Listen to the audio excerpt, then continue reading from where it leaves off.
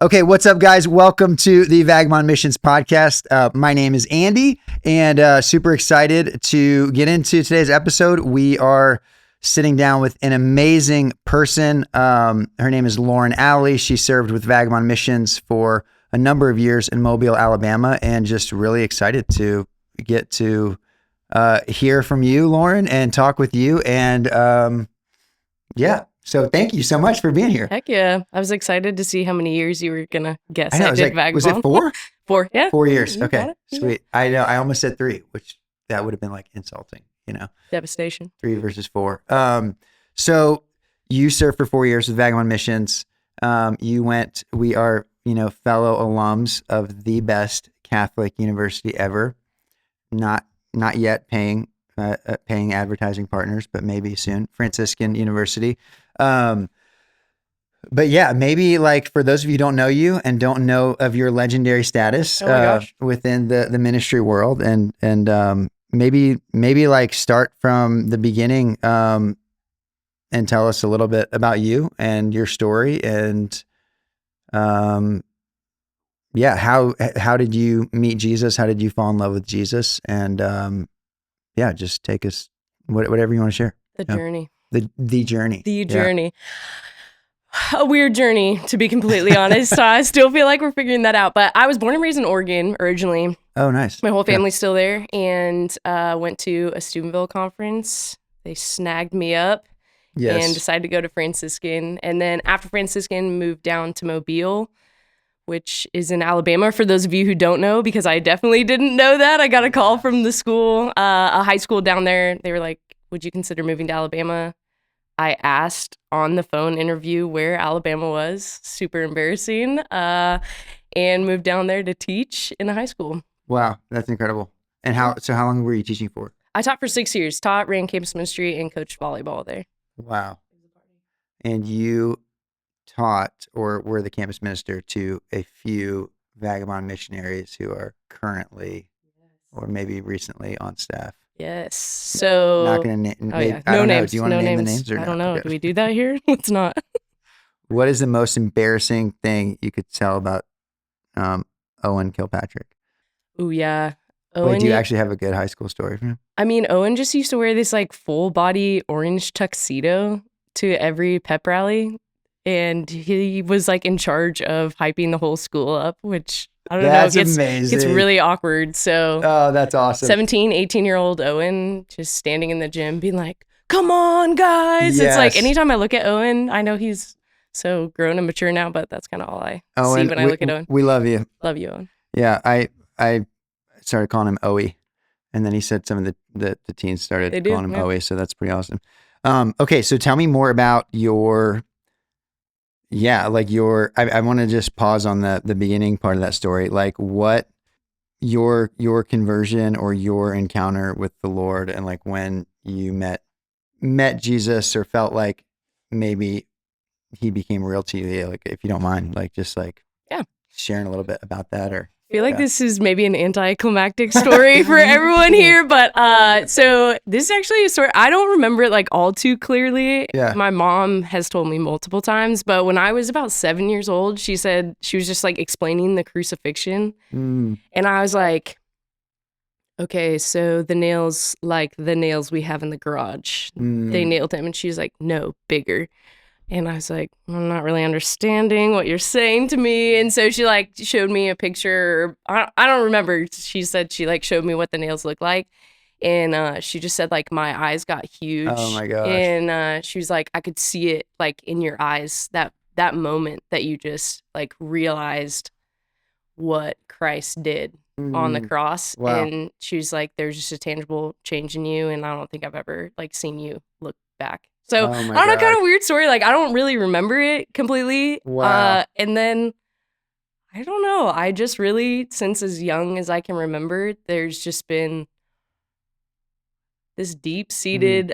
I think back, and I know it's like when I was younger, and I think trying to like look at that playing out through my life is just that moment where Christ looks at the apostles. He's like, "Are you going to leave too?" And they're like, "Where else are we going to go? You know, like you're the only thing we've got, you know, like you are eternal life, and we just know that to be true." And I feel like for me, that's just kind of not a huge turning point in my life, but just, I don't know. I think that's really how I see Christ is like, not that there hasn't been trials or hard things or questions or all these different things, but where else am I going to go? You know, like I really have come to believe that to be true about him, and there's nothing else. So that's a little anticlimactic. No, I think that's I think that's awesome. The truest part. So I think that's like sounds like something you read about in like a Lives of the Saints book, is like a saint saying something like that. So, I think it's beautiful. Like, yeah, I think it's amazing.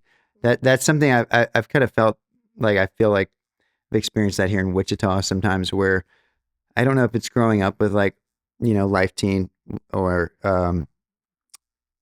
the Steubenville conferences, and kind of like, at least for me, growing up like in a Catholic, like my parents were Catholic, like grew up Catholic, but like I was kind of like, I don't care. And I went to public school, and there's kind of this like emphasis on, maybe it's similar to like Young Life, or maybe it's like there's just this emphasis on like a conversion point of like, I was like a terrible sinner who was like on drugs and like, committing crime.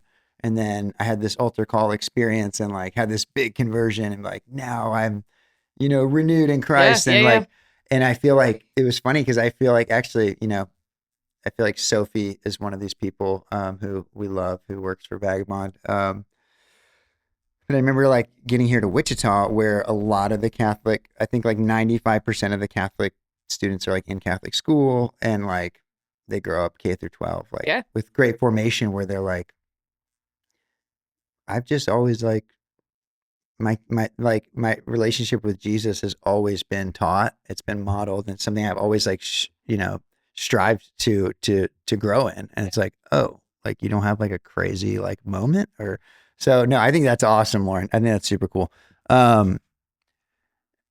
How do you like to pray? Like, what are your, sorry, I'm going in on some random question here, but like how do you, it wasn't on the script. How do not on the script at all, but like, no, seriously. I mean, I think, like, how do you like to pray? What are your favorite, or is there anything right now that like the Lord has been teaching you, or like drawing you into a certain maybe style of prayer, or contemplating a certain, truth, or anything like that? Much truth. Man, this might be the Franciscan in us all, but I love praise and worship. I mean, like any chance that arises for that, I just love. And it's a huge point of prayer for me. But honestly, I feel like currently right now is just to be quiet, and especially to just find a place in a chapel and to be alone in a chapel. Like that's just bliss mode to me right now, like kind of I'm the worst, but I walk into a chapel, there's someone else in there, I'm like, no, get out. It's really just ruined my prayer experience for me. No, but I truly, and maybe to this point, is just like time alone with Christ. I think to me as of late has just been really fruitful, in a place that I've just come to find like abiding rest, truly, like to abide in that space and just to be set alone with God is, I'd say recently. That's awesome. Love it. Okay, so how do you feel like you went from loving Jesus, experiencing his love at a young age, and that desire, and to grow in relationship with him? Where do you feel like, was there a certain point, again, like, not that there has to be a dramatic buildup, but like, was there a time where you felt called to ministry? Like where you felt like, okay, not only do I love the Lord and want to grow closer to God, but I very clearly feel like I'm supposed to help other people do that. And then maybe like, share on that a little bit. Like, what did you like? Did you study theology and catechetics I did, at Franciscan? Nice. But so was there a moment where you felt like, oh, this is what I'm called to do? Yeah. I think I took a really big breath for that. Here we go. Strap in. So I think starting even maybe a little bit in high school, I just had this big, and it might have started early on with just that there was a consistent faith, heart of faith in me, was just an ache for people who didn't have that. And I think I recognized that a lot, even in high school myself, just wishing that people could get on board. Like, if you only knew, you know, like if you only knew. And so I think that just kind of a deeper desire in me continued to well up. So I actually went into college studying communications. Oh, did it really? For a semester. I was like, wow. I hate this. This is so dumb. Sorry to all our common people out there, but I hated it. And I remember sitting in the cafeteria at Franciscan, and I looked at my friend. I was like, I got to drop this major, but I don't know what to do. Oh, wow. And she was like, I think you would be great in a high school. And I was like, actually, I would be great in a high school. So it was kind of her just saying that. And me taking a look of like, what would I want to do there? And then this, once again, this heart for ministry and like wanting to be in a space that I could really help people understand that. And I think that really built and continues to build. And I know we're going to talk about Vagabond and all that stuff later, but even entering the high school was like, I just really have this heart for people who feel like they don't have a place at the table in the church, because that's just been home to me in the realest way. Like, what do you mean by that? Like, go into that a little bit more. I mean, like, the church just is my home, and I'm really blessed to grow up like in a Catholic family and to, like we were talking about in the beginning, have this faith from the get-go. But it's just always been a place of rest, always a place that I feel like, I can come and I can be fed and I can find rest and I can have community and all these different things. And to look around the world and even like my local sphere and say, there's so many people who feel like they don't belong there, or they don't understand what's going on there, or they're not being fed there, like a million different things. And I think my heart just really broke for that anyone would feel like this isn't a safe space for you to be. And so I really do. I was reflecting on this the other day, actually. I think that's why I'm so drawn to like being in a high school, or like Vagabond being a high school ministry, is because that's one place, specifically high schoolers, just figuring out like, where do I belong? Where do I have a place? Do I have a place at all? Absolutely, yeah. And I think just a unique place to do ministry is you absolutely have a place somewhere, and there's always a seat at the table for you here. And let me invite you in and also help you understand why you have a seat and why this is the best place for you to sit, Yeah, that's beautiful. It reminds me of like, we're doing these like Clifton Strength Finders right now. Have you done that? Do you remember your strengths? Didn't we all do that together one time in Vagabond? I don't know. No, I don't remember my strengths if we did.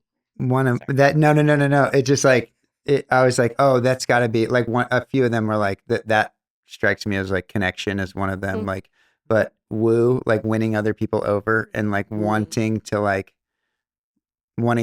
essentially like attract and build like camaraderie with other people. And like, I was like, oh, I was curious, like what, some of your strengths were.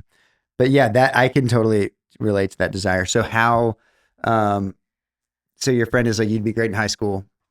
And then you were just like, heck yes. And then I think you already said this, but you got a call from a priest. Is that right? Who needed a teacher down in Mobile, Alabama. So you decided to go from Franciscan to Mobile, and you spent how many years teaching at that high school? 6 years teaching there. Wow. Oh my gosh. In Mobile, Alabama. Wow. That's amazing. The deepest part of the South. My family's like, what's going on? Where there's palm trees there. Right? There's some palm trees. At the airport, at least, maybe? We got alligators. Okay, there's no palm trees, guys. Don't look for palm trees. I mean, we do.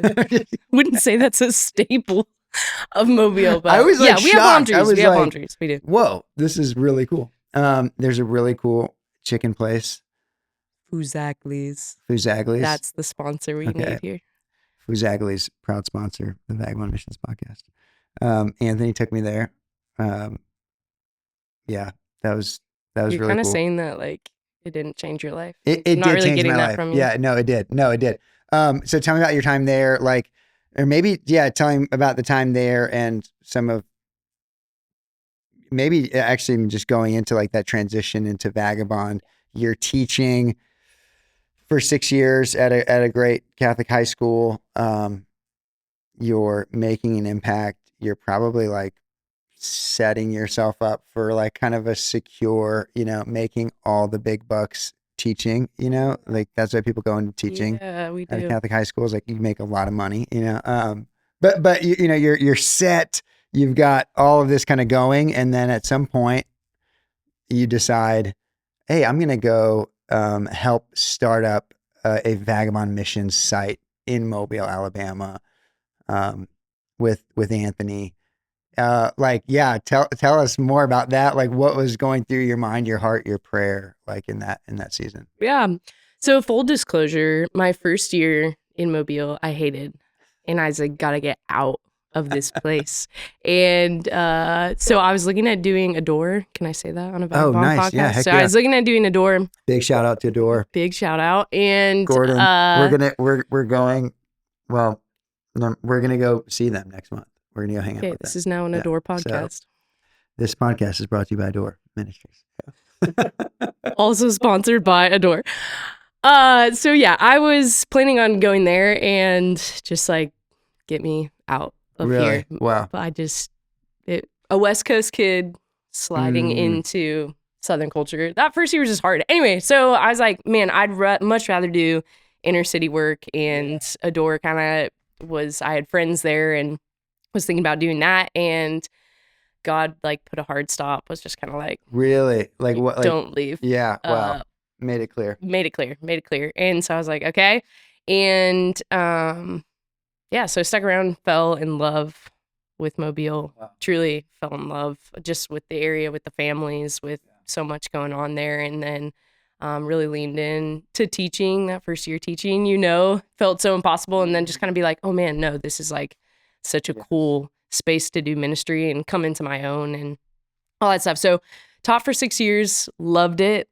I loved it. And but just started to feel his call. And I don't know how many areas are like this, but a lot of ways in Mobile, it's like there's so many incredible parishes. The school was incredible. And so there's the youth groups also incredible. There's just like a ton of really good stuff happening in the Catholic community there. And what I started to notice, and I think a lot of people would agree too, is kind of like this self-serving thing, which was great. I mean, they were running great things, but it was like, well, the youth ministry to feed just like straight back into the parish. Like all these parishes were doing things, that kind of like came back to the parish or all these things. And I just kind of, once again, this welling up inside about like, okay, well, what about the people who feel like they don't have a place at the table? Back to that. Like, yeah. In our school, in Alabama, specifically for some of the private schools, they have scholarships for certain kids who are below a certain poverty line that they could go to any private school in the area. Wow. So we were having a lot of kids from all over Mobile come into the private schools. Wow. And I just loved having those kids in class. I was like, this is the best, like our own space, and just like loved that. And I think that fanned into flame a lot of desire too. It's like, man, there's so many kids in this city who are outside of what is going on in our parishes, which is incredible stuff. But I mean, there's so many high schoolers who, are in my own school, and I'm saying the name of a local parish, and they're like, I have no idea what you're talking about. The school chapel is the only church they've been in or have an understanding of, or stepping into a Catholic school, like, I don't know what you're talking about at all, so just, I think that was just kind of, man, I didn't really recognize that in my time there until toward the end of teaching, and then just wanting to be like, yeah, maybe, well, to be completely honest, because I'm prideful, I'll admit it, I looked at the diocese and I was like, why isn't anyone doing anything about this? There's so much need, there's a ton of poverty, and our churches just like, don't go there. There's a part of town that like you just don't go, which when I moved to Mobile was made pretty clear to me. Don't go into these areas. If you find yourself in these areas, like you're in a bad spot. Totally. And so I just kind of looked at the diocese and was like, no one's gonna do anything. about all these people who you're responsible for in your diocese. Yes. Just kind of remember wrestling with that in myself and this anger and frustration, and then kind of hearing God clearly be like, okay, maybe you do something instead of complaining all the time about how the church isn't doing anything and you are a part of the church. So that was a big turning point for me in prayer. Just really, God really like, you prideful SOB, like, be better than that. That's amazing. Yeah. And oh my so gosh. I just feel like that call to be what I wanted the church to be. And I think a lot of times we kind of overlook that. You know, we have like so many complaints about the church or what the church is doing or what the church isn't doing. And it's like, well, the church is the body. And, you know, like I should always be at the forefront of what I would pray the church would be, you know? So that was really big for me. And deciding to leave that job, teaching, which was so hard, and just feels like there's never a good time to leave teaching because everyone's always gonna be like, you're leaving my senior year. There's no good time, and it just hit a point that I was like, okay, like it's time to go. It's time to be what my heart is calling me to be, and God is calling for this city in a way that I wanted to see and wasn't seeing, and just invite to be a better part of the church. Yeah, totally. That's so amazing. What did that look like getting started? Like you mentioned, which I totally can relate to, you know, there's like certain parts of town, certain neighborhoods that are like people at the best, they just drive around them, but many times at worst, they're kind of looked at scornfully or just with like being ridiculed. They're like, oh, this part of town is dangerous, bad, you know, whatever. And then inadvertently, unfortunately, then it's like all of the people who live there are viewed with this filter, perhaps not saying everyone's guilty of this, but like there's these parts of town that are like, don't go there. And then you're feeling this call to do Vagabond, to reach young people and their families that are living, many of them in these neighborhoods. So what was that like? Just at that early stage of like, did you guys kind of scout out areas? Did you talk to pastors? Like walk us through like kind of those early days of like Vagabond getting started in Mobile. We did it all. Yeah. There's not much we didn't do because we were both leaving our jobs to do it. So Anthony, the other co-part, Anthony Tobin, starting this up with, I remember some of the early, we would just drive around for literal hours, you know, like driving around when school let out to see where kids flowed out of, driving in different areas for different schools, meeting up with different pastors, meeting up with different nonprofits in the areas. I mean, I feel like we left no stone untouched because we were like, okay, we got to do this. So but I'd say most of the time we just spent kind of driving around and just trying to figure out the flow. And I mean, in all honesty, was an area of town, and both of us had lived there for 5+ years. Anthony longer than I, and it was places we'd never been. Exactly. 5 minutes from the high school that I taught at. Exactly, yeah. You know, it was like that line that you didn't cross, and I was like, this is so... What was that like, finally crossing that line, so to speak? I can totally relate to that. When we were starting up things in Wichita, I remember Meg was like, my wife who grew up here her whole life, she's like, I'd never been to these, like, I didn't know these areas of town like that we're now even like living in or working in. But what was that like? Like, what was that? What was that like for you?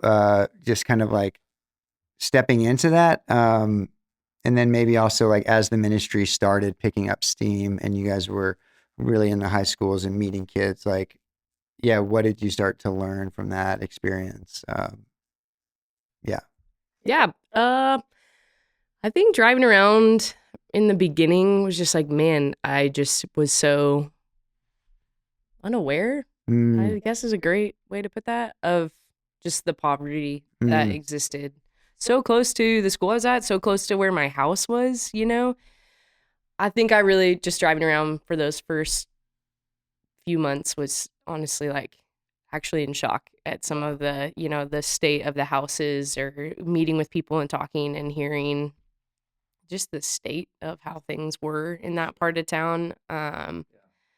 So yeah, I'd say when we first started, our very first day of Vagabond. So we don't have a building at this point. We are just like out and about in the community. And our very first day, we just post up on all these different corners of the school, and everyone gets out, and everyone's just like, avoid at all costs. Like, people are crossing the street, like they see us and you just see them crossing the street trying to not interact with us. So but I will say this, which was a huge moment for me, and that very first day, which is, I'm not gonna say a disaster, but I'm not gonna. Why were you guys? Like share a little bit in that really quick too. Like, why were you guys at the high school posted up? Yeah, I mean, so just to meet kids was the main thing, but it was also, we didn't have a building either, is like what we were just trying to like truly just meet them. We didn't have anything to offer. You weren't like, hey, come to the after school program. No, because you didn't have the building yet. We were like, hi. Yeah. Like, hello. Nice to meet you. My name is Lauren.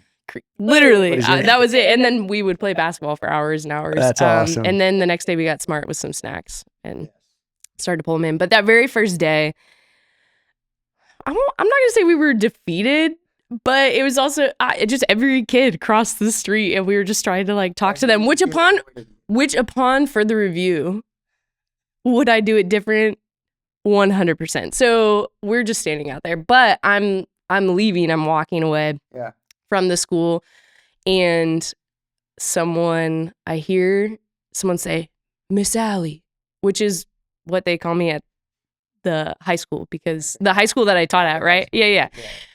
And so I'm like, wow, now I'm hearing things. So this day couldn't get any worse. And so I just keep walking. I don't even turn around. I just keep walking, because who would know that? And then I hear it again, yo, Miss Allie. And I'm like, okay, well, that was pretty tangible. So I turn around, and there is a teen who I taught when he was a freshman at the high school that I was at. And I was like, no way, Evan. Shout out Evan. I was like, Evan, what are you doing here? And he's like, no, what are you doing here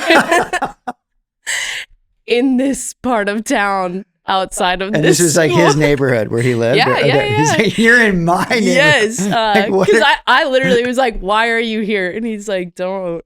Why are you here? And so he was a senior at that high school. So he had some stuff happened in his family. He had to shift around, and was no longer at the Catholic school, and was now a senior at this high school in the inner city. And I don't know. I'll never forget that, though. It just really felt like on that very first day, when I wasn't expecting to like know anyone or be known by anyone, and just felt like God like called my name in that, like just really set a trajectory for like, oh my gosh, yeah, I know you and you're here, and like you're called to be here, and like I'll call you by name on the first day. And so yeah, we got smart. We brought snacks the next day. Yes. People were like, how much you charging? And when we said free, we started to get like, we became popular pretty fast. I'm not gonna lie. Anyway, but yeah, those original days were, we spent our whole first year without a building.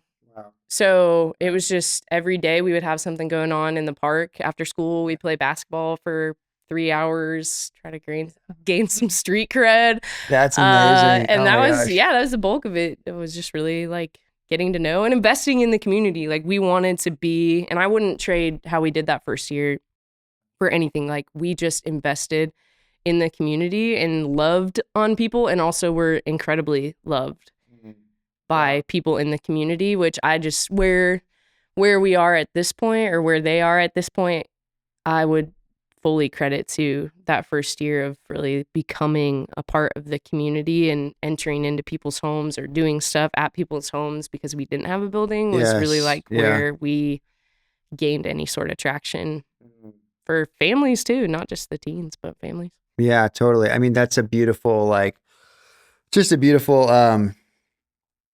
obviously like image there of the incarnation of obviously Jesus coming in the flesh, and like it's almost like a term that seems cliche now or overused or maybe within Vagabond we always are saying like, oh, incarnational. And I think sometimes we can even kind of like go through the motion of that, of like, I'm just going to go do outreach like you were describing or contact work. I'm going to go meet teens, but am I really like seeing them and hearing them and like loving them, or is it just something I'm kind of going through the motions of? So beginnings of Vagabond, hitting the streets, not having a building, making that kind of incarnational investment. Just what are some then spending 3 more years within Vagabond, so 4 years total. Like obviously our ministry is I always kind of explain it as twofold, of like our patron saints of like Isaac Jogues and Mother Teresa, like of like Isaac Jogues there's this missionary zeal and like we want to share the gospel and like bring people to Jesus. Also like Mother Teresa, our job is just to like love the lonely, love the hurting, love the lost, and that's it. And I'm curious, just like any takeaways from your time in Vagabond, or any like things you felt like relationships where you got to see the Lord like work and change someone's heart, or see someone come into the church, or see someone restore a relationship, or set off on a better path, like anything like that. Like I guess sometimes we call them glory stories, like within Vagabond, but doesn't have to be anything big and crazy, but just what were some of the experiences that have, I guess, stuck with you as from your time in Vagabond?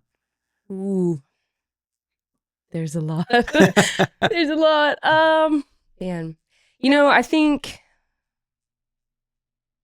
a lot of it was just doing day-to-day life and then inviting the teens into that. I think that's maybe like really, I'd say, a misunderstood part about mission, or maybe about Vagabond and what you're doing all the time, because I'd say for a good bulk majority, I feel like a lot of Vagabond missionaries would agree with this, is just like you living your life to the fullest that you can, and like working on you and all that stuff, and then inviting them to be a part of that.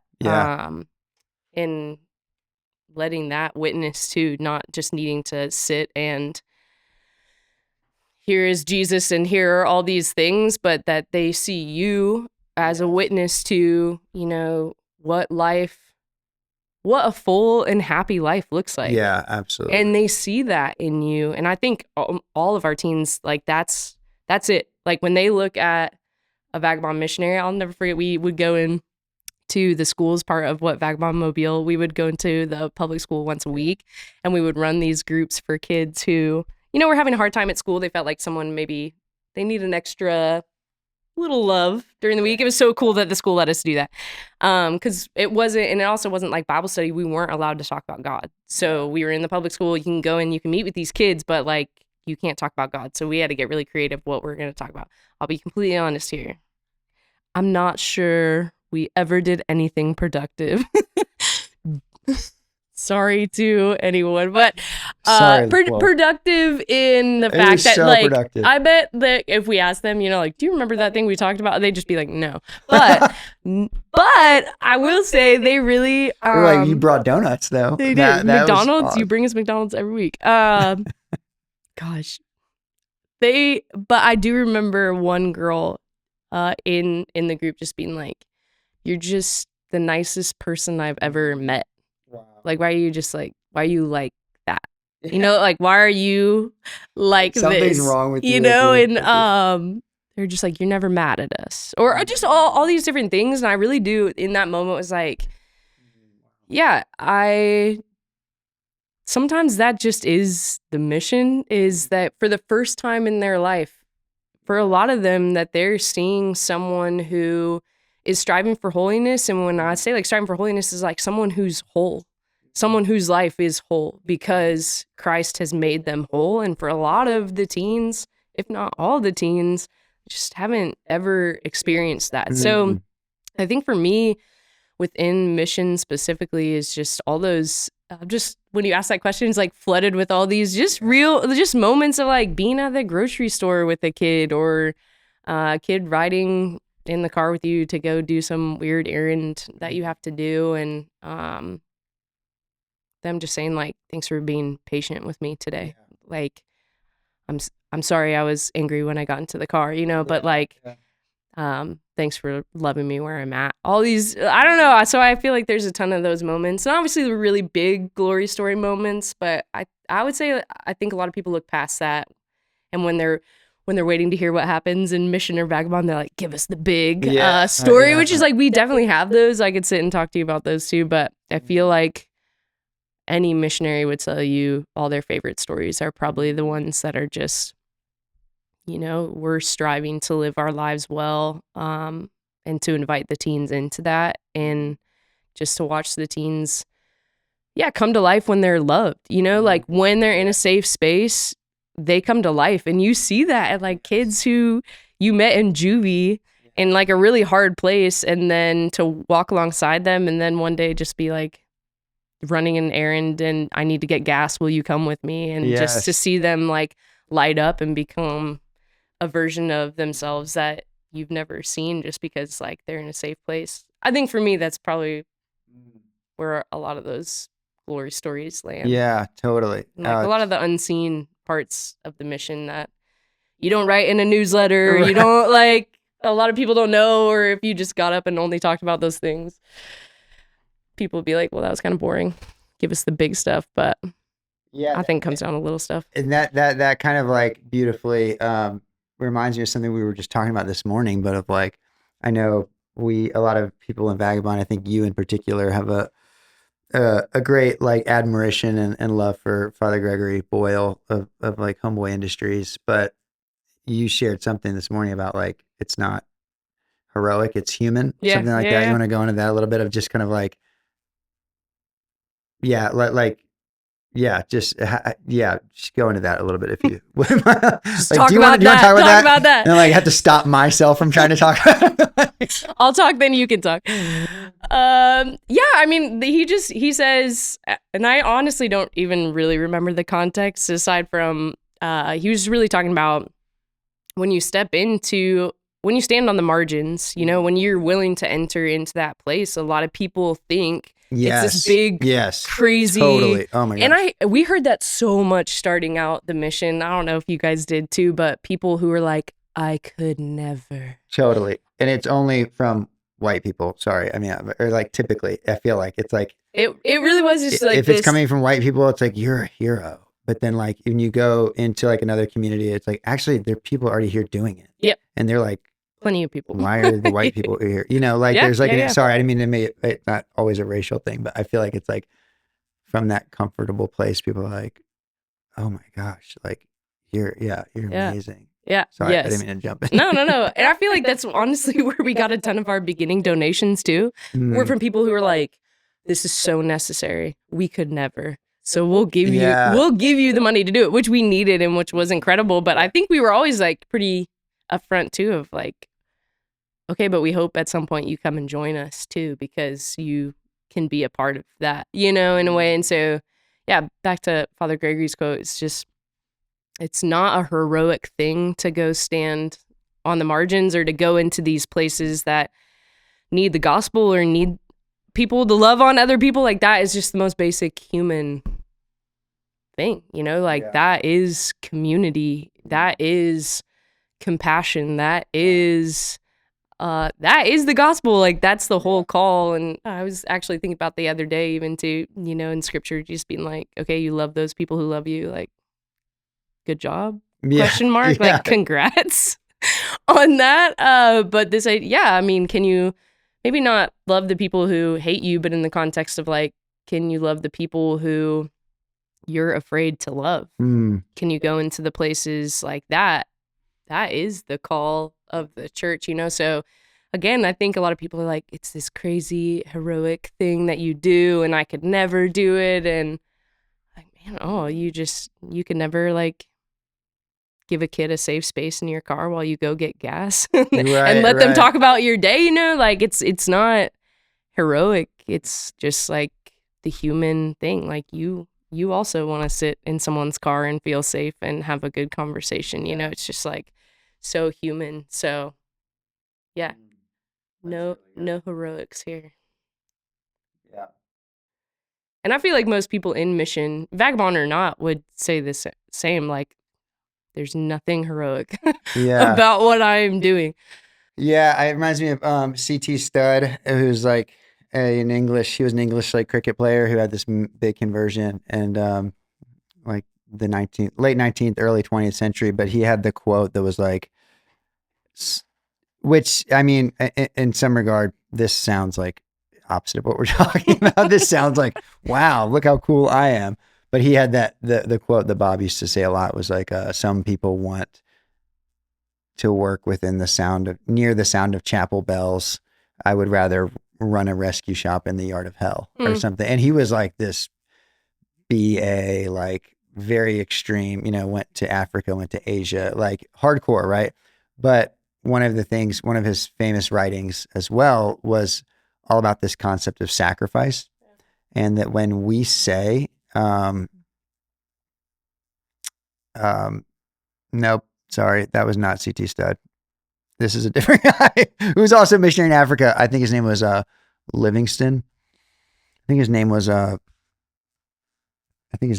like Matthew Kelly. He's a great missionary. Matt Fradd. No, I'm just kidding. I can't remember his name. Anyways, he was an abolitionist missionary. Did a lot of work in Africa, early 20th century. But he had this whole like writing on like, when we say we're like making a sacrifice, that's like in some ways like wrong. You know, like we shouldn't say we made a sacrifice to serve the Lord, like, or to go be a missionary or to share the gospel. He's like, any sacrifice, he's like, well, how is it a sacrifice if my reward is like, is heaven? If my reward is Jesus, and our reward is spending eternity with Jesus, how can anything we do here, you know, be a sacrifice? So it kind of reminded me there of like, no, like actually this is just like who we are called to be, you know? Yeah, I love that. What are your thoughts? So like just kind of staying on like finished up on the vagabond thing, but just like, yeah, I guess, you know, there's a lot of people, I think, who want to get outside of the walls of the church, who would share that same feeling of like, we want people to have a place at the table in the church. Or maybe there's somebody who's just like getting ready to get out of college, getting ready, maybe just in their early 20s, whatever, young, old, doesn't matter, but kind of searching for like, God, or is there something you're calling me to do? What would be, kind of your advice to anyone who would be thinking about doing something like Vagabond? Yeah. Do it. That's it. Go ahead. No, but I mean, I really do. I think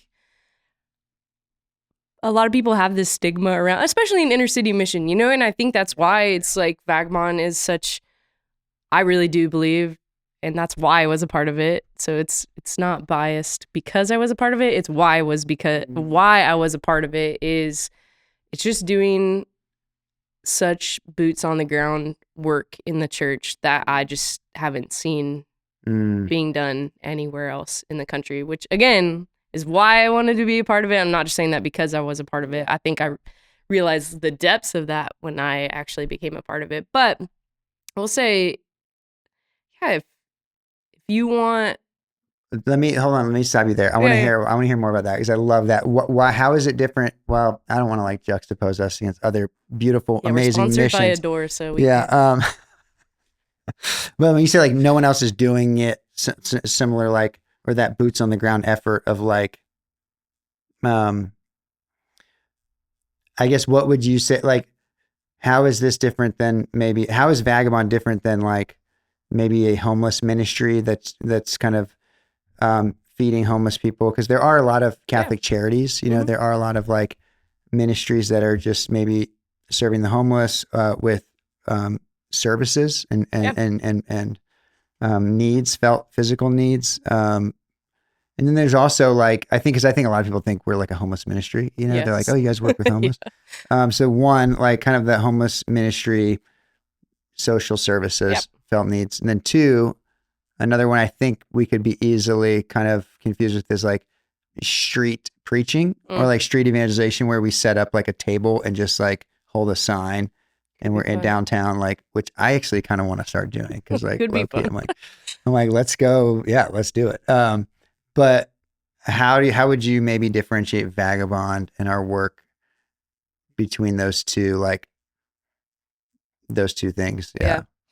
You know, I think when Anthony and I were first starting, one of the best advice, I don't honestly remember who even said it, but someone was like, when you start working in the inner city, like pick a lane and stay in your lane. And they didn't mean it in like, don't step on anyone else's toes, but that if you try to step into the inner city and solve all the inner city problems, you're going to solve no problems. Like if you're trying to figure everything out, you're going to crash and burn. Yeah, totally. And I think that's very true. And the more we did the work, the more we found that to be true. So I think what's different about Vagabond, what I don't think I've really seen, and maybe there are other groups who do it, but from what I've experienced is just, we're just out in the streets, and our whole prerogative is to make high schoolers feel seen and known and loved so that they can come to know Jesus Christ. Yeah.